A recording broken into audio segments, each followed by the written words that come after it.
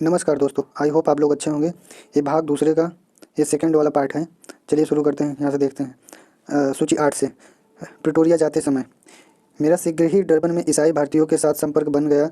Court के दो दुभाषी mister पाल Roman Catholic उनसे मेरा परिचय हुआ और साथ ही स्वर्गीय सुभान गाडफ्रे जो प्रोटेस्टेंट मिशन के अध्यापक थे और जेम्स गाडफ्रे के पिता भी थे के संपर्क में आया। जेम्स गाडफ्रे ने दक्षिण अफ्रीका डेपुटेशन से एक सदस्य के रूप में सन 1924 में भारत आए थे और वहां वे पारसी रुस्तम जी और स्वर्गीय आदम जी मियाँ खान से उसी समय मिले थे।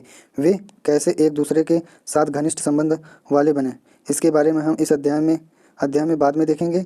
जिस समय मैं अपनी जान पहचान का दायरा बढ़ा रहा था, फर्म को वकील की तरफ से एक पत्र मिला कि केस की तैयारी शुरू कर देनी चाहिए और यह भी कि अब्दुल्ला सेठ को स्वयं जाना चाहिए था, किसी प्रतिनिधि को भेजना चाहिए।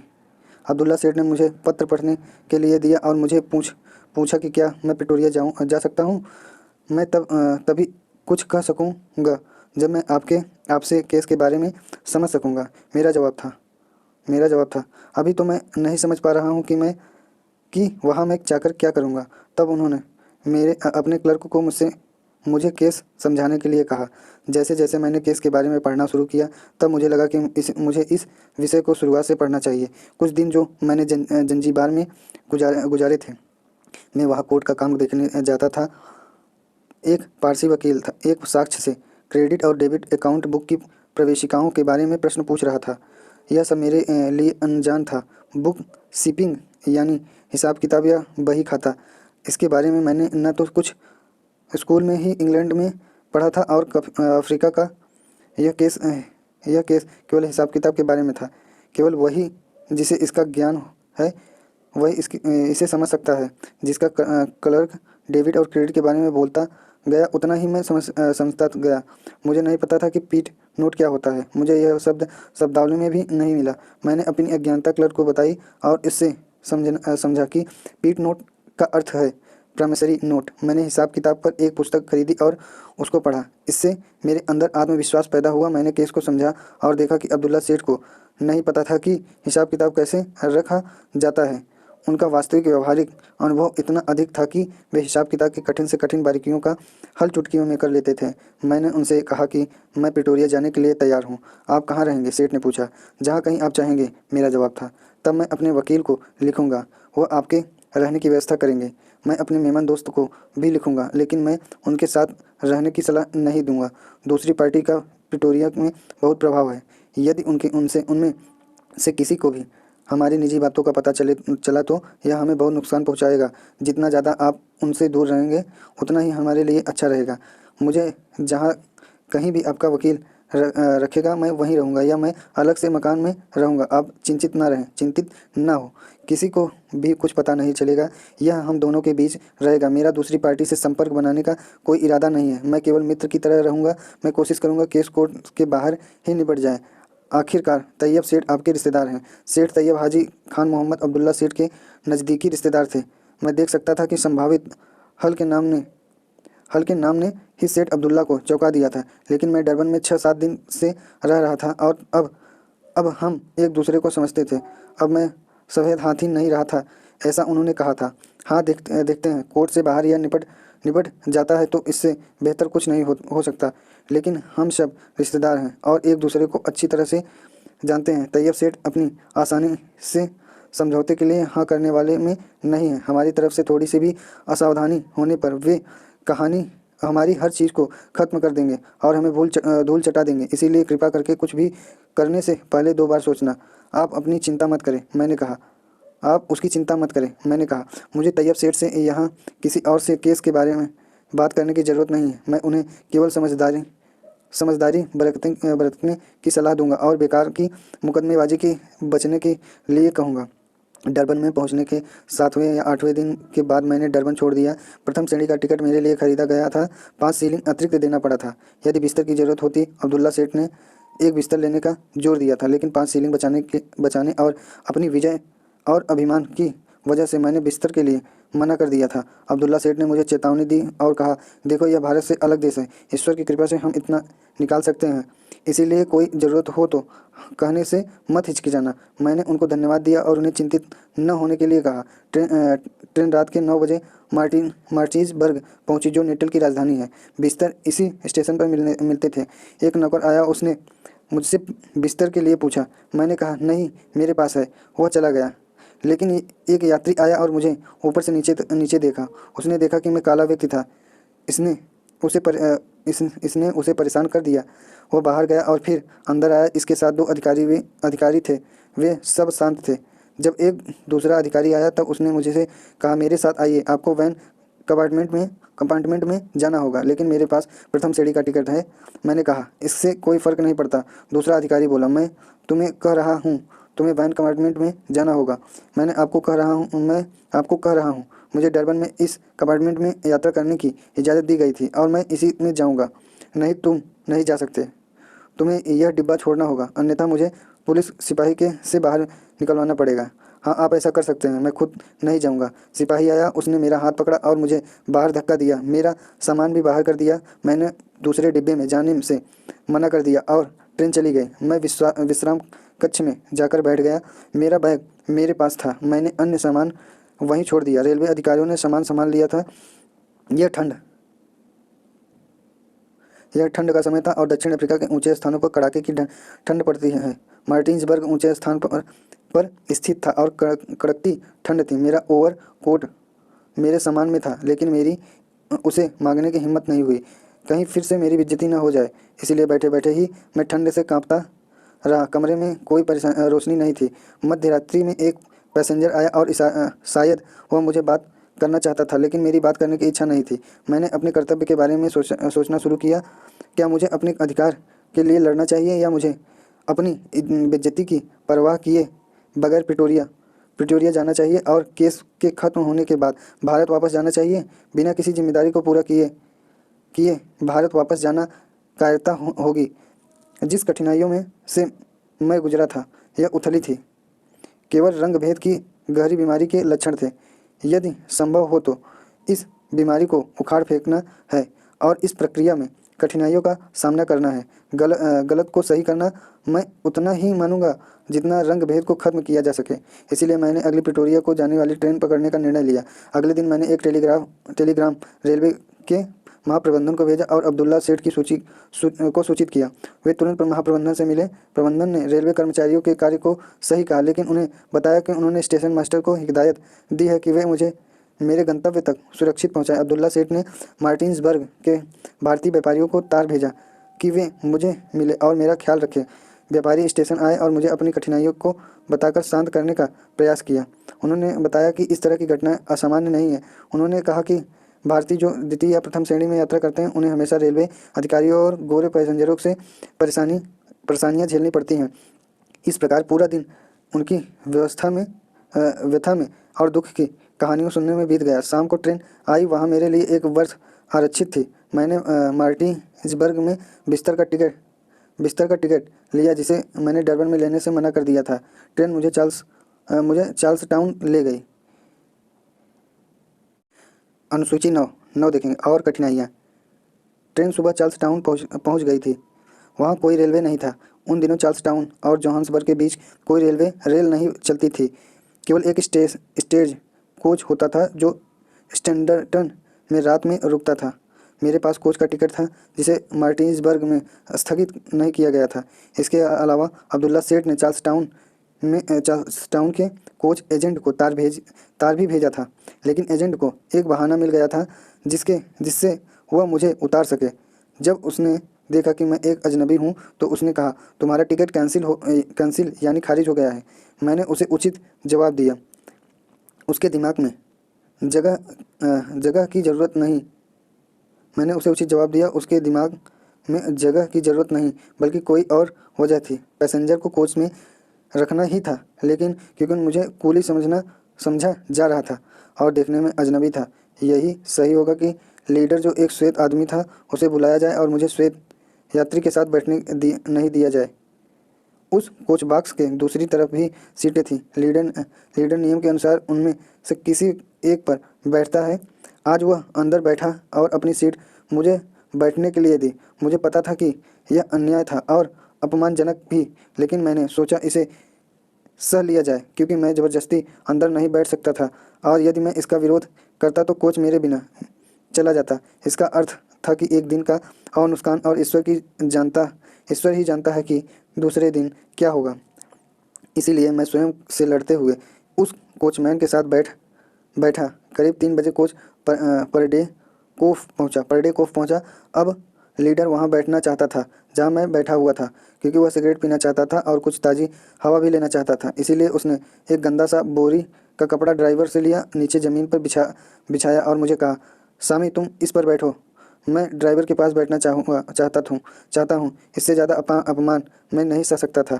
कांपते हुए मैंने उससे कहा, तुम्हें यहाँ बैठना था और मुझे अंदर बैठना चाहिए था। मैंने उस अपमान को सहन कर लिया। अब तुम बाहर बैठकर सिगरेट पीना चाहते हो और मुझे अपने पैर पर बिठाना चाहते हो।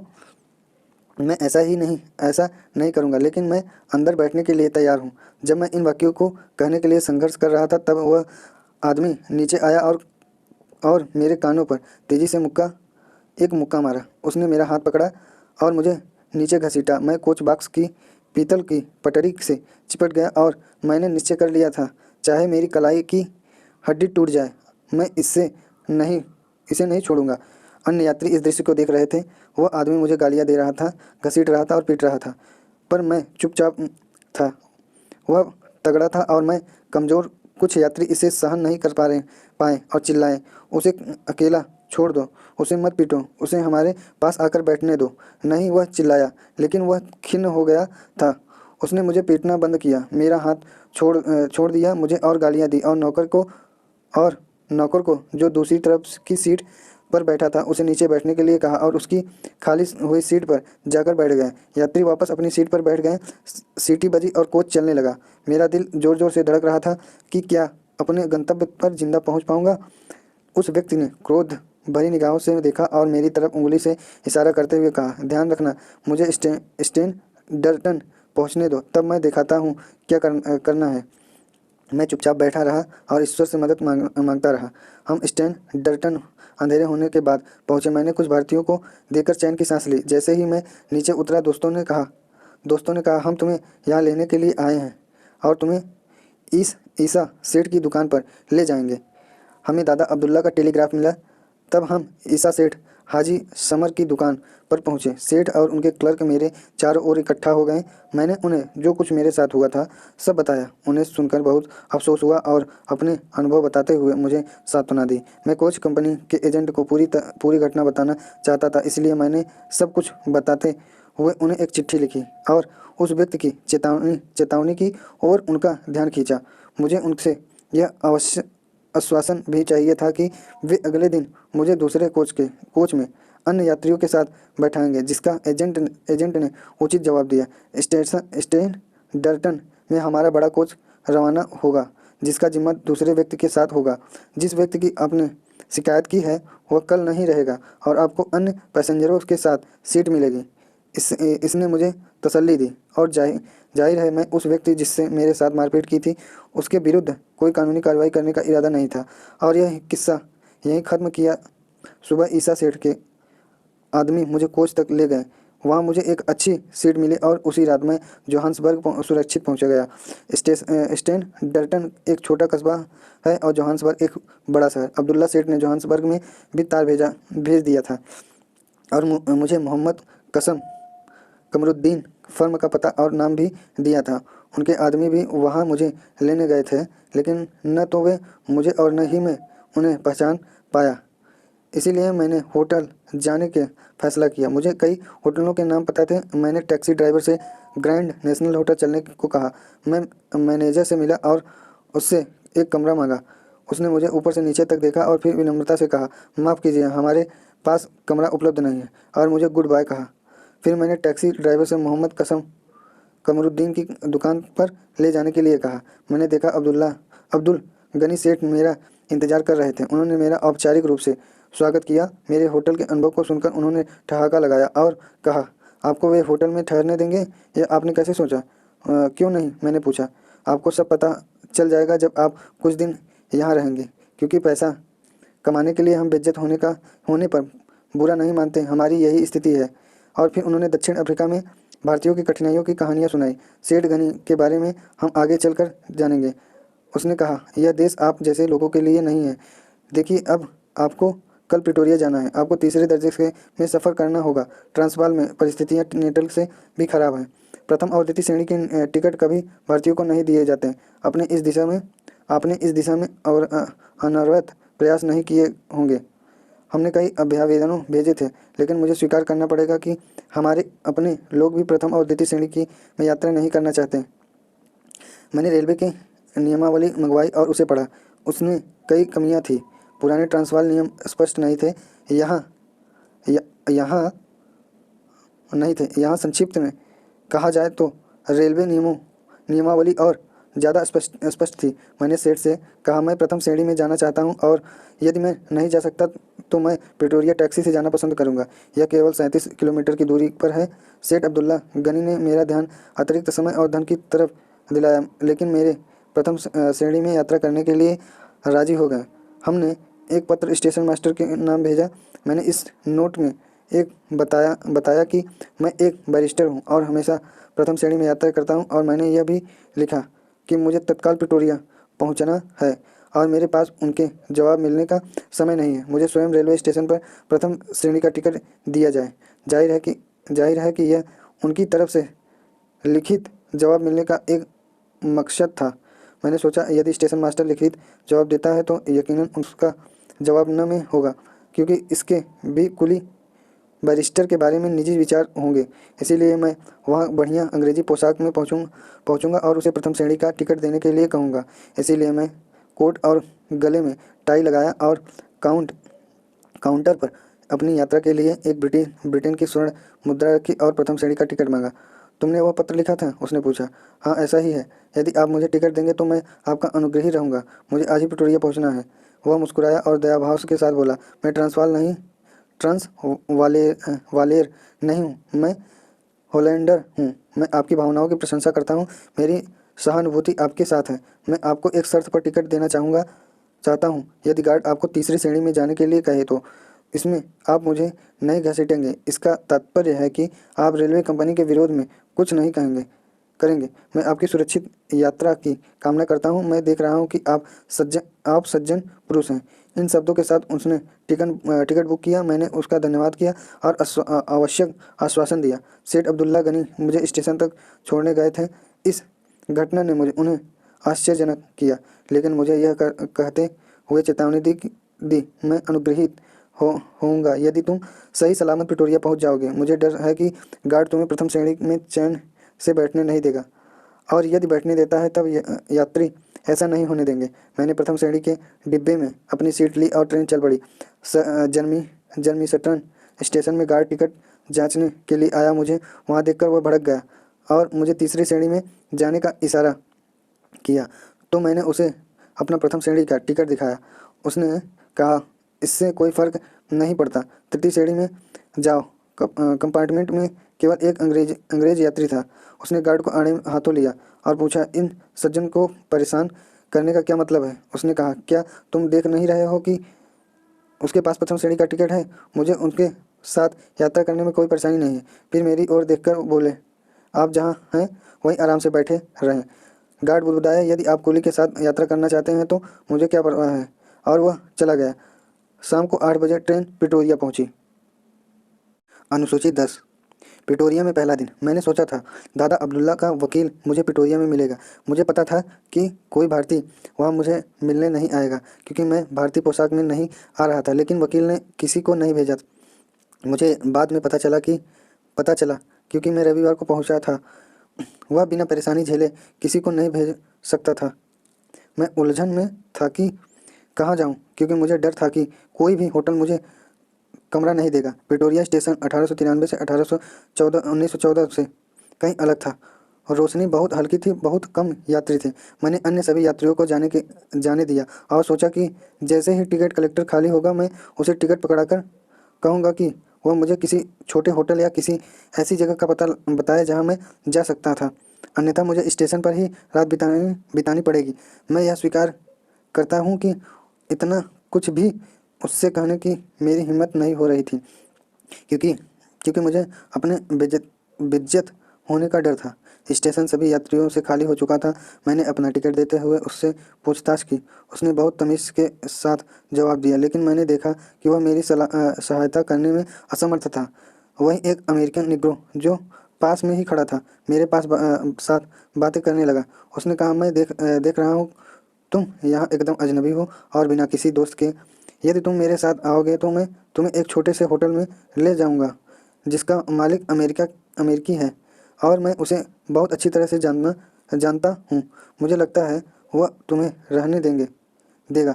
मुझे उसके इस प्रस्ताव पर संदेह था, लेकिन मैंने उसे धन्यवाद दिया और उसकी सलाह को स्वीकार किया।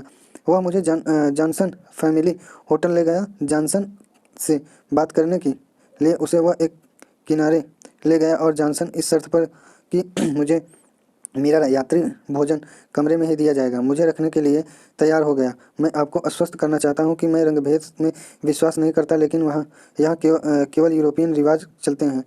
यदि मैं आपको के कमरे में जाने की छूट देता हूँ, तब मेरे अतिथि चिढ़ सकते हैं और यहाँ से जा सकते हैं। सॉरी, धन्यवाद, मैंने कहा। मैं भी अब यहाँ के रीति रिवाजों को थोड़ा बहुत समझ गया हूँ। मैं आपकी परेशानी समझ सकता हूँ। रात में मुझे रखने के लिए मेरे कमरे में खाना दिए जाने में कोई एतराज़ नहीं है। मुझे उम्मीद है कल तक मैं कुछ अन्य इंतजाम कर लूँगा। मुझे कमरा दिखा दिया गया जहाँ मैं बैठकर खाने का इंतज़ार कर रहा था, क्योंकि मैं एकदम अकेला था। मेरे मन में कई तरह के विचार चल रहे थे। होटल में अधिक मेहमान नहीं थे और मैं सोच रहा था वेटर जल्दी ही भोजन ले आएगा। इसके बजाय मिस्टर जॉनसन आए और कहा, मैं आपको यह डिनर करने के लिए कहने पर बहुत शर्मिंदा हूँ, इसलिए मैंने अपने मेहमानों को आपके बारे में बताया और पूछा कि आपको यहाँ खाने पर बुलाने से आपको आपत्ति तो नहीं होगी। उन्होंने कहा, नहीं, उन्हें कोई इतराज़ नहीं है, इसीलिए कृपया करके खाने के कमरे में चलें। आप जब तक यहाँ रुकना चाहते हैं आप यहाँ रुक सकते हैं। मैंने उन्हें फिर से धन्यवाद दिया और डाइनिंग हॉल में जाकर भरपेट भोजन किया। अगले दिन मैं वकील मिस्टर A.W. बेकर से मिला। अब्दुल्ला सेठ ने उनका हुलिया बताया था, इसीलिए उनके औपचारिक स्वागत से मुझे आश्चर्य नहीं हुआ। उन्होंने मेरा बहुत गर्मजोशी से स्वागत किया और हाल चाल पूछा। मैंने अपने बारे में उन्हें विस्तार से बताया। फिर उन्होंने कहा, हमारे पास एक बैरिस्टर की तरह आपके लिए कोई काम नहीं है, क्योंकि हमने सबसे उत्तम वकील रखा है। केस लंबा और जटिल है, इसलिए मैं आपकी सहायता केवल ज़रूरी सूचना के लिए लूँगा और आप मेरे मुवक्किल के साथ आसानी से बात कर सकते हैं और मेरे लिए इसे आसान बना सकते हैं। अब मैं उनकी सभी सूचनाएं आपके द्वारा लूँगा। यह मेरे लिए फ़ायदेमंद रहेगा। मुझे लगा आपसे मिलना अच्छा रहेगा। यहाँ पर रंगभेद ज़्यादा है, इसीलिए आपके लिए रहने का स्थान ढूंढना आसान नहीं होगा। लेकिन मैं एक गरीब महिला को जानता हूँ, वह एक बेकर की पत्नी है, आपको रख लेगी और इस प्रकार उसकी आर्थिक स्थिति भी सुधर जाएगी। चलिए उनके यहाँ चलते हैं। वे मुझे उसके घर ले गए। उन्होंने उससे अलग से बातचीत की। उसने मुझे 35 सीलिंग हफ्ते पर रखना स्वीकार किया। मिस्टर बेकर एक वकील होने के अलावा एक कट्टर प्रचारक भी थे। वह अभी भी जीवित हैं और अब केवल मिशनरी कार्य करते हैं। उन्होंने वकालत का पेशा छोड़ दिया है। वे काफ़ी समृद्ध हैं और मेरे साथ उनका भी अभी भी पत्राचार बना हुआ है। वे हमेशा धर्म की बात ही करते रहते हैं। वे क्रिश्चियन धर्म की उत्कृष्टता के पक्षकार हैं और उसे कई विचारों द्वारा सिद्ध करते हैं और कहते हैं कि शाश्वत शांति को पाना तब तक असंभव है जब तक कि व्यक्ति जीसस को ही केवल ईश्वर का पुत्र और मानवता का रक्षक स्वीकार न करे। पहले साक्षात्कार के दौरान मिस्टर बेकर ने मेरे धार्मिक विचारों को जाना। मैंने उनसे कहा, जन्म से मैं हिंदू हूँ, लेकिन हिंदुत्व के बारे में मुझे ज़्यादा कुछ नहीं पता है। मैं अन्य धर्मों को और भी कम जानता हूँ। वास्तव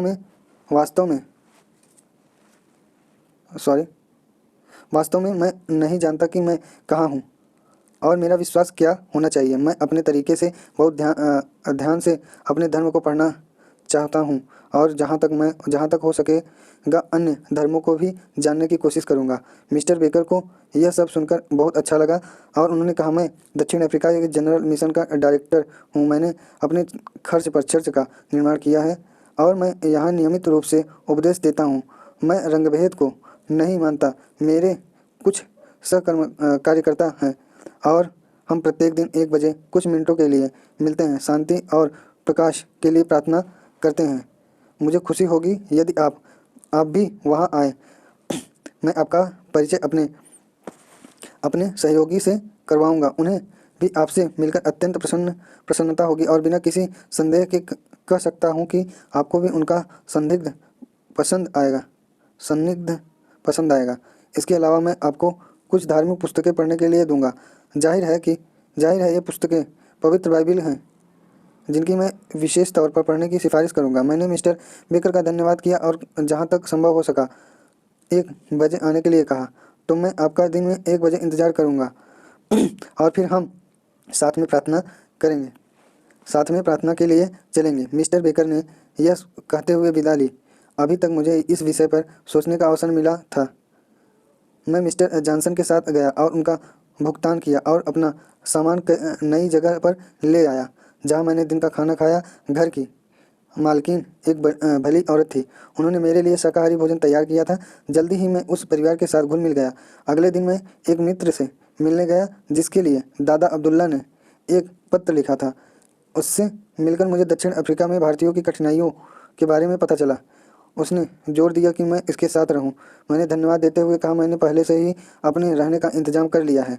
उसने मुझसे कहा कि ज़रूरत पड़ने पर मैं उससे मदद मांगने में हिचकूं नहीं।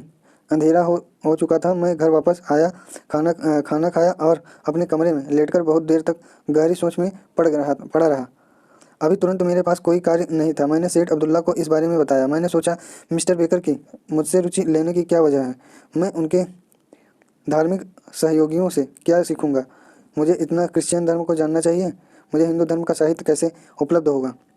अपने धर्म को जाने बगैर मैं ईसाई धर्म को सही ढंग से कैसे समझूंगा? मैं केवल एक निर्णय पर पहुंच सकता था। मुझे निष्पक्ष ढंग से सभी कुछ पढ़ना पड़ेगा और मिस्टर बेकर के समूह से जैसा ईश्वर मेरा मार्गदर्शन करेगा वैसा निपटूंगा। मुझे किसी अन्य धर्म को स्वीकार करने की जरूरत नहीं थी जब तक मैं अपने धर्म की पूरी तरह से जान पाऊँ। यह सोचते सोचते मैं सो गया। अनुसूची 11 क्रिश्चियन संपर्क। अगले दिन 1 बजे मैं मिस्टर बेकर की प्रार्थना सभा में पहुंचा। वहाँ मुझे मिस हैरिस, मिस गाब और मिस्टर कोट्स और अन्य से परिचय करवाया गया।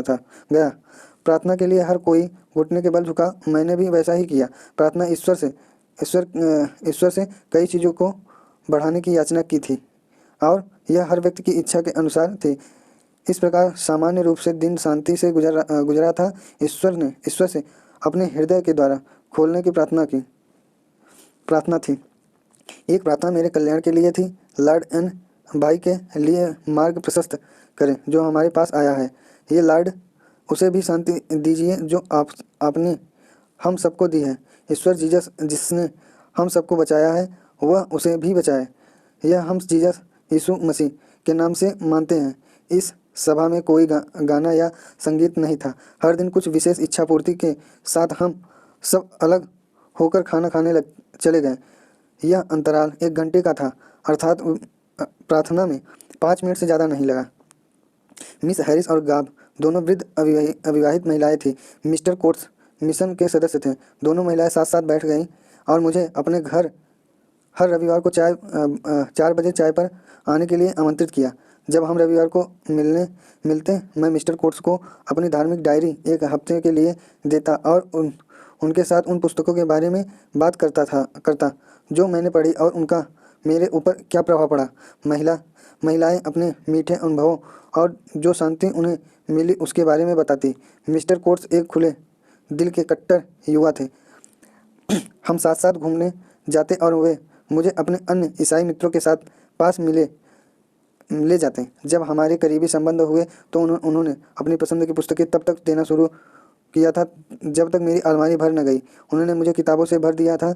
पूर्ण विश्वास के साथ मैंने उन्हें पढ़ने की स्वीकृति दी और जैसे जैसे मैं पढ़ता हम उसके बारे में विचार विमर्श करते हैं। मैंने सन 1893 में इस तरह की कई पुस्तकें पढ़ी। मुझे उनके नाम याद नहीं हैं, लेकिन उनमें सिटी टेम्पल के डॉक्टर पार्कर की कमेंट्री, पियर्सन की मैनी इनफालिबल प्रूफ्स और बटलर की एनालॉजी भी शामिल थी। इसके कई अंश मेरी समझ में नहीं आए और कई मुझे अच्छे नहीं लगे। मैंने इनफालिबल प्रूफ्स पुस्तक उन साक्ष्यों के बारे में थी जो बाइबिल के धर्म के समर्थन में थे, जैसे कि लेखक ने समझाया था। इस पुस्तक का मुझ पर कोई प्रभाव नहीं पड़ा। पार्कर की कमेंट्री भौतिक रूप से ज़्यादा उत्प्रेरक थी, लेकिन उसके किसी काम की नहीं थी, जिसका मौजूद ईसाई धर्म में कोई विश्वास नहीं था। बटलर की एनालॉजी मुझे बहुत गहन और कठिन पुस्तक लगी, जिसे कठिन से समझने के लिए 4-5 बार पढ़ना चाहिए। मुझे ऐसा लगा जैसे यह किसी नास्तिक को आस्तिक बनाने के लिए लिखी गई थी। इसमें जो तर्क ईश्वर के अस्तित्व के लिए दिए गए थे वे मुझे आवश्यक लगे, क्योंकि तब तक मैं अविश्वास के स्तर से ऊपर उठ चुका था। लेकिन जो तर्क जीसस के साक्ष्य के रूप में दिए गए थे, यानी जीसस ही एकमात्र ईश्वर का अवतार तथा ईश्वर और मनुष्य के बीच के संपर्क हैं, यह तर्क मुझ पर कोई प्रभाव नहीं छोड़ सका।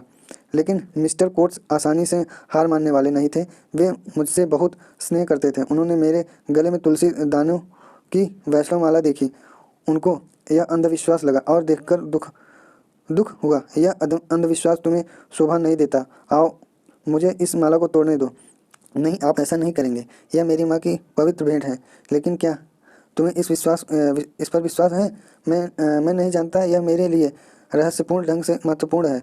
मुझे नहीं लगता कि मैं यदि इसे नहीं पहनूं तो मुझे किसी प्रकार का कष्ट या नुकसान होगा। लेकिन मैं ऐसा नहीं कर सकता। बिना किसी विशेष कारण के अपनी माला नहीं निकालूंगा, जिसे मेरी माँ ने बहुत प्रेम से मेरे गले में रखा, इस विश्वास के साथ कि यह मेरा कल्याण में सहायक रहेगी। जब यह समझ के साथ घिस जाएगी और स्वयं की टूट जाएगी, तब मेरी इसकी जगह नया पहनने की इच्छा नहीं होगी। लेकिन इस माला को तोड़ा नहीं जा सकता है। मिस्टर कोट्स को मेरा यह तर्क पसंद नहीं आया, क्योंकि उनका मेरे धर्म के प्रति कोई आदर भाव नहीं था। वे मुझे अज्ञान की खाई से निकालने के अवसर की तलाश में थे। वे मुझे यकीन दिलाना चाहते थे कि चाहे कितना भी सच अन्य धर्मों में क्यों न हो, मुझे मोक्ष की प्राप्ति तब ही होगी जब मैं ईश्वर धर्म को स्वीकार करूंगा, क्योंकि यह सच का प्रतिनिधित्व करता है और मेरे सभी पाप कभी नहीं धुलेंगे, सिवा जीसस यानी यीशु मसीह की कृपा के, और सभी प्रकार के अच्छे कार्य व्यर्थ थे। जिस प्रकार उन्होंने मेरा परिचय पुस्तकों से करवाया, उन्होंने मुझे ऐसे मित्रों से भी मिलवाया जो ईसाई धर्म के कट्टर हियायती थे। इनमें से एक परिवार भी था जो प्लाईमाउथ ब्रेथरेन, जो कि ईसाई धर्म का एक वर्ग है, उसको मानता था। मेरे ऐसे कई संपर्क जो मिस्टर कोट्स के साथ बने थे बहुत अच्छे थे। ज़्यादा वे ईश्वर से डरने वाले नहीं, लेकिन मेरा इस परिवार से संपर्क होने पर प्लाईमाउथ ब्रेथरेन ने मेरा सामना एक बहस के साथ किया जिसके लिए मैं तैयार नहीं था। आप हमारे धर्म की सुंदरता को नहीं समझ सकते। जो कुछ आप करते हैं उससे लगता है कि जीवन के हर क्षण में आप अपने अपराधों के बारे में ही सोचते रहते हैं, हमेशा उसे सुधारते और उसके लिए प्रायश्चित करते रहते हैं। कैसे यह अंतहीन कार्यों का चक्र आपको छुटकारा दिलवा पाएगा? आप कभी शांति नहीं पा सकते। आप स्वीकार करते हैं कि हम सभी पापी हैं। आप हमारे विश्वास की उत्कृष्टता को देखेंगे। हमारे सुधार और प्रायश्चित व्यर्थ हैं, और फिर भी हमें उनसे छुटकारा चाहिए। हम कैसे पाप के भार को सह सकते हैं? हम इन्हें यीशु मसीह पर फेंक सकते हैं। केवल वही एक ईश्वर का पाप रहित बेटा है जो उन पर विश्वास करते हैं, वही अनंत जीवन पा सकते हैं। यह उनके शब्द हैं। वहाँ ईश्वर की असीम कृपा, और जब हम यीशु के पश्चाताप पर विश्वास रखते हैं तब हमारे पाप हमें नहीं बांधते। पाप हमें करना ही है।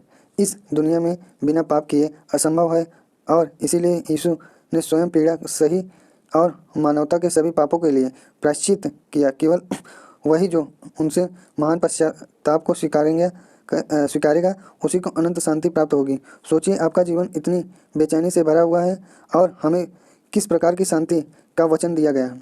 यह तर्क मुझे प्रभावित नहीं कर पाया। मैंने विनम्रता से जवाब दिया, यदि सभी ईसाई इस ईसाईयत को मानते हैं तो मैं इसे स्वीकार नहीं कर सकता। मैं अपने पापों के परिणामों का प्रायश्चित नहीं चाहता।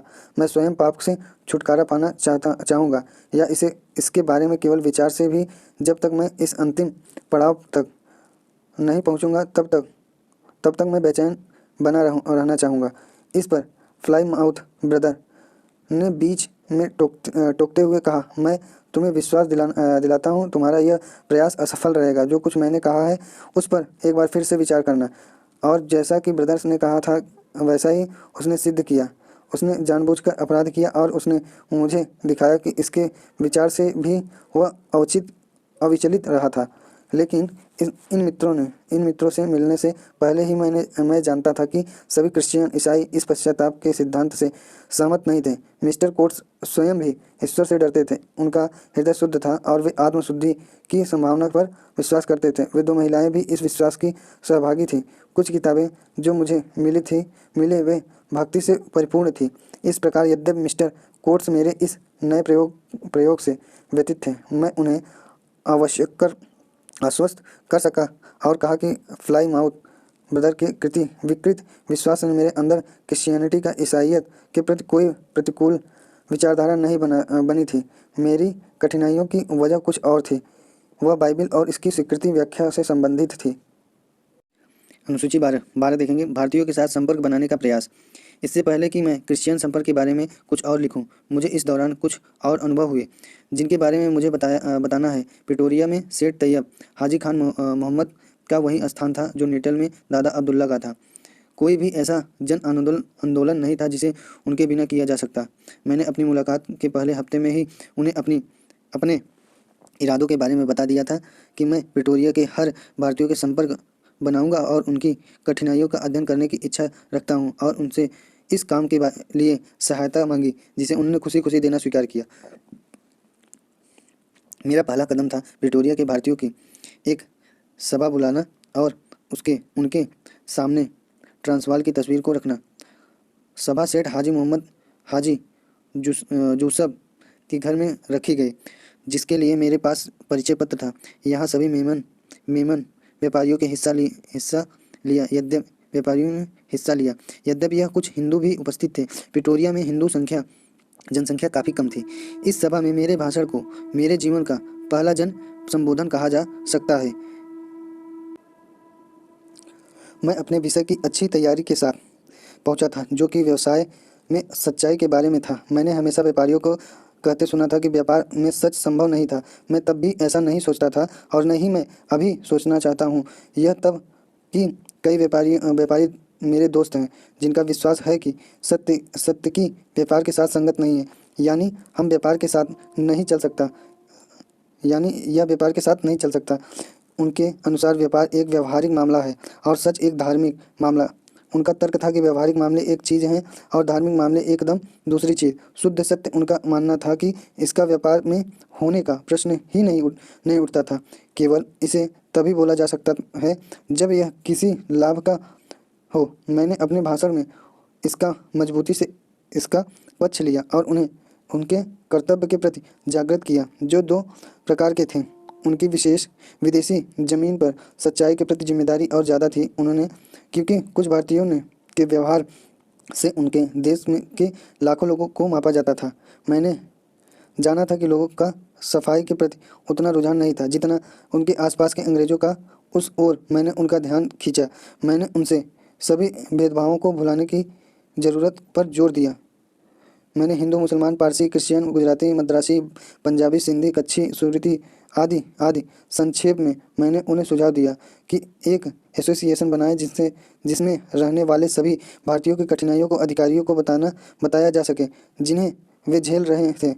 और मैंने इस कार्य के लिए अपना समय और सेवा देने का प्रस्ताव रखा। मैंने देखा कि सभा में अच्छा प्रभाव पड़ा था। मेरे भाषण के बाद चर्चा और बहस हुई।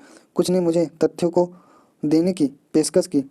इसने मेरा उत्साह जगाया। मैंने देखा कि बहुत कम भारतीय थे जिन्हें अंग्रेजी आती थी। मुझे लगा कि उस देश में अंग्रेजी भाषा का ज्ञान उपयोगी रहेगा। मैंने उन सबको अंग्रेजी सिखाने का सुझाव दिया जो उसके लिए समय निकाल सकते थे। मैंने उन्हें बताया कि बढ़ती उम्र में भी किसी भाषा को सीखना संभव है और ऐसा व्यक्तियों के उदाहरण दिए जिन्होंने ऐसा किया था। इसके अलावा मैंने अंग्रेजी सिखाने का जिम्मा लिया। यदि कोई इसे शुरू करे या निजी तौर पर व्यक्तिगत रूप से सिखाने का यदि वो भाषा को सीखने की इच्छा रखता है। कक्षा शुरू नहीं हुई लेकिन 3 युवकों ने अपनी सहूलियत के अनुसार भाषा सीखने की इच्छा जाहिर की और मैं एक शर्त के साथ उनकी जगह पर जाने के लिए तैयार हुआ। उनमें से 2 मुसलमान थे, एक नाई और दूसरा क्लर्क और तीसरा व्यक्ति हिंदू था, एक छोटा सा दुकानदार। मैंने उन्हें पढ़ाने की सहमति दी। मुझे अपनी पढ़ाई की काबिलियत पर कोई संदेह नहीं था। मेरे शिष्य थक जाते मगर मैं नहीं थकता था। कभी कभी ऐसा हुआ कि मैं उनके स्थान पर जाता और देखता कि वे अपने अपने काम में लगे हैं, लेकिन मैंने धैर्य नहीं खोया। तीनों की अंग्रेजी सीखने में गहरी रुचि नहीं थी, लेकिन 2 ने 8 महीने में काफ़ी उन्नति कर ली थी। 2 ने इतना सीख लिया था जिससे वे अपने हिसाब किताब को सही रख सकें और सामान्य व्यापारी पत्र लिख सकें।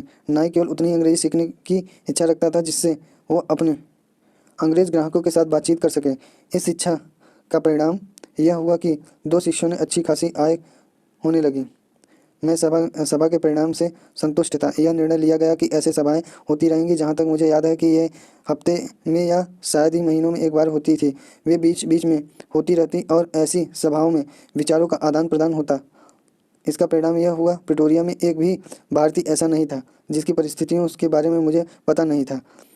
इसने मुझे प्रिटोरिया के British agent Mister Jacobus de Wet से मिलने के लिए प्रोत्साहित किया गया।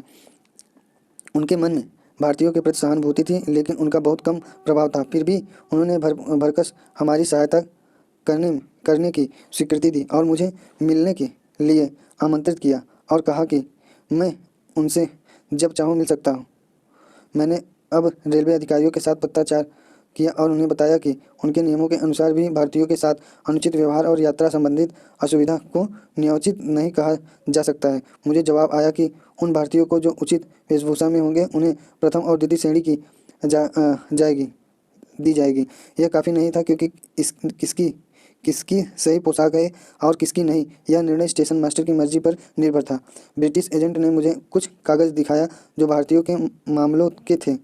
तैयब सेठ ने भी ऐसे ही कागजात मुझे दिए थे।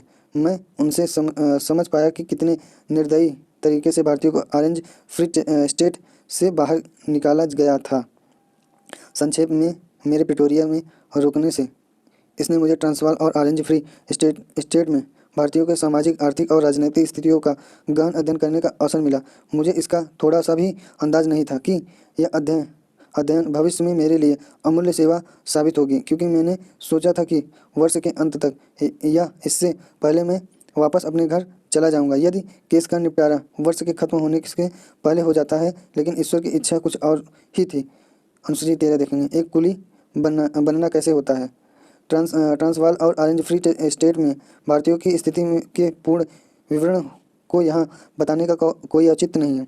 जो इसके बारे में पूरी तरह से जानना चाहता है उन्हें मैं अपनी पुस्तक दक्षिण अफ्रीका में सत्याग्रह का इतिहास का या history of Satyagraha in south Africa को पढ़ने की सलाह दूंगा। फिर भी यहाँ पर इसको संक्षिप्त रूप से बताना जरूरी है। ऑरेंज फ्री स्टेट में विशेष कानून जिसे सन 1888 या इससे पहले लागू किया गया था, इसमें भारतीयों को उनके अधिकार से वंचित कर दिया गया था। यदि वे वहां रुकने का निर्णय लेते तब वे केवल होटल में वेटर या इसी प्रकार के मजदूरों जैसा काम ही कर सकते थे। व्यापारियों को थोड़ा बहुत मुआवजा देकर भगा दिया जाता था कि उन्होंने अभ्यावेदन और याचिका दी, लेकिन कुछ फ़ायदा नहीं हुआ। सन 1885 में ट्रांसवाल में एक कठोर कानून लाया गया, जिसमें सन 1886 में थोड़ा संशोधन किया गया और इस संशोधन कानून के अंतर्गत सभी भारतीयों को ट्रांसवाल में प्रवेश करने के लिए 3 पाउंड का पोल टैक्स देना अनिवार्य था। वे जमीन के मालिक नहीं हो सकते थे, सिवा उन स्थानों के जो उनके लिए अलग से निश्चित की गई थी। वास्तव में वे उसके भी मालिक नहीं बन सकते। वे चुनाव में वोट नहीं दे सकते थे। यह सब एशियाई कालों के विशेष कानून के अंतर्गत था। उन पर भी रंगभेद का कानून लागू होता था। जिसके अनुसार भारतीय सार्वजनिक फुटपाथ पर नहीं चल सकते थे और रात को 9 बजे के बाद बिना परमिट के घर से बाहर नहीं निकल सकते थे। इस अंतिम कानून को लागू करने में वे भारतीयों का लचीला रुख अपनाते जो अरब जैसे जगहों जैसे लगते उन्हें आसान की तरह इससे छूट दी जाती थी। स्वाभाविक था इस तरह की छूट पुलिस की इच्छा पर निर्भर थी। मुझे इन दोनों नियमों का अनुभव करना था। मैं अक्सर रात को मिस्टर कोट्स के साथ टहलने जाता था और शायद ही कभी हम 10 बजे से पहले घर लौटे होते। क्या होगा यदि पुलिस मुझे कैद कर ले? मिस्टर कोट्स को इसकी चिंता मुझसे ज़्यादा थी। उन्हें निग्रो नौकरों के लिए पास जारी करने होते थे, लेकिन वे मुझे कैसे दे सकते थे? केवल एक मालिक ही नौकर के लिए परमिट दे सकता था। यदि मैं एक पास चाहता भी था और यहाँ तक कि मिस्टर कोट्स मुझे देने के लिए तैयार भी होते, तब भी वे ऐसा नहीं कर सकते थे, क्योंकि तब यह धोखा देना होता। इसलिए मिस्टर कोट्स और उनके दोस्त मुझे राज्य के अटॉर्नी डॉक्टर क्रोसाई के पास ले गए। हम दोनों एक ही जगह के बैरिस्टर थे। यह तथ्य कि मुझे घर से बाहर जाने के लिए रात के 9 बजे के बाद का पास दिया जाए, इसके अधिकार में नहीं था। उसने मेरे साथ सहानुभूति जताई और पास देने के बजाय एक चिट्ठी दी, जिसके अनुसार मैं किसी भी समय बाहर जा सकता था, वह भी बिना किसी पुलिस की बाधा के। मैं जहाँ कहीं भी जाता हमेशा यह चिट्ठी अपने साथ रखता। यह सोच सच था कि मुझे इस चिट्ठी को दिखाने की कोई आवश्यकता नहीं हुई। इसे संयोग मात्र ही समझा जा सकता है। डॉक्टर क्रोसाई ने मुझे अपने घर में आमंत्रित किया और हम अच्छे दोस्त बन गए। मैं अक्सर उनके पास जाता और उनके द्वारा मेरा निश्चय उनके प्रसिद्ध भाई, जो जोहान्सबर्ग के प्रसिद्ध सार्वजनिक अभियोक्ता पब्लिक प्रोसिक्यूट थे उनसे हुआ। बोअर युद्ध में उनका कोर्ट मार्शल हुआ था। उन पर आरोप था कि उन्होंने एक अंग्रेज अफसर को मारने की साजिश रची थी और उन्हें 7 वर्ष की सज़ा हुई थी। कोर्ट ने निष्कासित भी कर गया था। युद्ध की समाप्ति पर उन्हें आज़ाद कर दिया गया और इज्जत से ट्रांसपाल के बार में फिर से प्रवेश दिया गया और उन्हें वकालत शुरू करने की इजाज़त दी गई। यह सब संपर्क मेरे लिए सार्वजनिक जीवन में बहुत उपयोगी साबित हुए और इसकी वजह से मेरा काम आसान हो गया। फुटपाथ पर चलने के नियम के परिणाम मेरे लिए काफ़ी गंभीर थे। मैं अक्सर टहलने के लिए प्रेसिडेंट स्ट्रीट में खुले मैदान में जाता था। राष्ट्रपति क्रुजर्स का घर इस सड़क पर था, एक सादी बिना किसी दिखावे की इमारत, जिसमें कोई बाग नहीं था और न ही वह आसपास के पड़ोस के घरों से अलग दिखती थी। प्रिटोरिया में कई करोड़पतियों के घर कहीं ज़्यादा आलीशान और चारों तरफ बाग से घिरे होते थे। वाकई राष्ट्रपति क्रुजर्स की सादगी लोक प्रसिद्ध थी। घर के बाहर खड़ी चौकसी करती पुलिस से पता चलता था कि यह किसी अधिकारी का भवन है। मैं अक्सर फुटपाथ पर चलते हुए बिना किसी रुकावट या परेशानी के यहाँ से गुजरता। आदमियों की छुट्टी समय समय पर बदलती रहती। एक बार इनमें से एक आदमी ने बिना किसी चेतावनी या मुझे फुटपाथ से उतरने के लिए कहने के मुझे धक्का दिया और लात मारकर सड़क पर गिरा दिया। मैं बहुत निराश था। इससे पहले कि मैं उससे इस बर्ताव का प्रश्न पूछता, तभी वहाँ मिस्टर कोट्स, जो घोड़े से गुजर रहे थे, उन्होंने मुझे इशारा किया और कहा, गांधी, मैंने सब कुछ देख लिया है। मैं खुशी खुशी तुम्हारा साक्ष्य बनने को तैयार हूँ यदि तुम इस आदमी के विरुद्ध कोई कार्रवाई करोगे। मुझे बहुत अफसोस है कि वह आपके साथ इतनी बेरुखी से पेश आया। आपको क्षमा मांगने की ज़रूरत नहीं है, मैंने कहा। उस गरीब आदमी को क्या पता, उसके लिए सभी काले लोग एक से हैं। कोई शक नहीं कि वह एक निग्रो के साथ भी इसी तरह पेश आता जैसे मेरे साथ पेश आता। मैंने यह नियम बना लिया है कि अपनी निजी परेशानी के लिए कोर्ट नहीं जाऊंगा, इसीलिए उसके विरुद्ध किसी प्रकार की कार्रवाई नहीं करूंगा। तुम इसी तरह के हो, मिस्टर कोर्ट ने कहा, लेकिन इसके बारे में एक बार फिर सोचना। हमें इस तरह के आदमियों को सबक सिखाना चाहिए। फिर उन्होंने पुलिस से बात की और उसे फटकार लगाई। मैं उनकी बातें नहीं सुन सका क्योंकि वे डच भाषा में बातें कर रहे थे। पुलिस वाला बोअर था। उसने मुझसे माफ़ी मांगी, जिसकी कोई ज़रूरत नहीं थी। मैंने उसे पहले ही माफ़ कर दिया था। इसके बाद मैं कभी भी उस सड़क पर नहीं गया। वहाँ कोई दूसरा आदमी ड्यूटी पर आएगा और इस घटना का पता न होने पर वह भी ऐसा बर्ताव कर सकता है। मैं बिना किसी बात के एक और लात क्यों खाऊं? इसलिए मैंने दूसरा रास्ता चुन लिया। इस घटना ने वहाँ रहने वाले भारतीयों के प्रति मेरे एहसास को और गहरा कर दिया। इस नियम के बारे में ब्रिटिश एजेंट से मिलने के बाद यदि आवश्यकता हुई तो मैंने इसे एक परीक्षण मामला बनाने पर यहाँ के भारतीयों से चर्चा की। इस प्रकार मैंने वहाँ रहने वाले भारतीयों की कठोर परिस्थितियों पर गहन अध्ययन किया, केवल पढ़कर और सुनकर नहीं बल्कि निजी अनुभव के द्वारा। मैंने देखा कि दक्षिण अफ्रीका एक आत्म सम्मान वाले भारतीयों के लिए उपयुक्त देश नहीं है, और मेरे मन में यह विचार और ज़्यादा आने लगा। मैं इसके बारे में सोचता रहता कि इस स्थिति में कैसे सुधारूं, लेकिन इस क्षण मेरा मुख्य कर्तव्य